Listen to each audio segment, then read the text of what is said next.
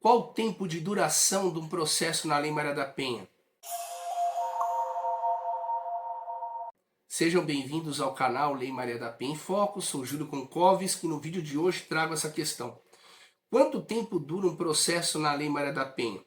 Então, essa é uma pergunta de R$1 milhão. Na verdade, não existe uma resposta pronta. No âmbito da Lei Maria da Penha, o que nós sabemos é que existe prazo fixo e determinado em favor da mulher vítima. Nós temos o prazo de 48 horas para o juiz conceder ou não as protetivas e prazo indeterminado das protetivas. Ou seja, para a mulher, até em 48 horas, o juiz deve deliberar se concede ou não as protetivas. E essas protetivas, uma vez deferidas, elas vigem por prazo indeterminado. Isso significa que não há prazo algum para a revogação ou não das medidas protetivas. Perfeito? Então, avançamos. Nos casos de medidas protetivas, sabemos que não há prazo determinado, porque as medidas protetivas elas estão apoiadas em cima do risco.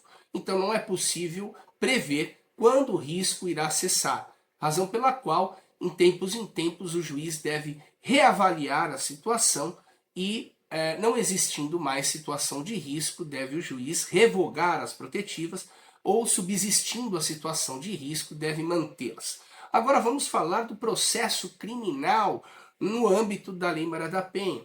Imagine que essa situação evoluiu e o fato que ensejou as protetivas também gerou um processo criminal. Veja que esse processo também está subordinado, sujeito a uma série de variantes que vão implicar no tempo de duração desse processo.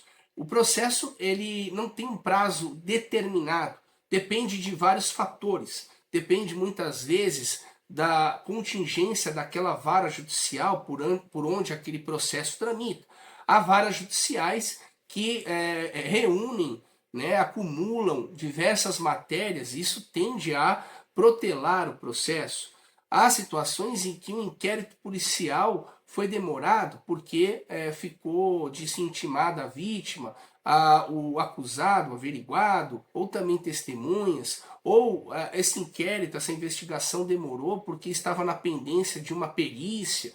Então, todos esses fatores somados, isso irá repercutir no tempo de duração de um processo. Havendo o processo, pode ocorrer a demora na citação do acusado, que vai tentar ser, que vai ser intimado de diversas formas, mas se ele não é citado, há citação por edital e esse processo ele é suspenso. Então, no caso de suspensão, pela não localização do acusado, e de fato esse processo tenderá a demorar mais.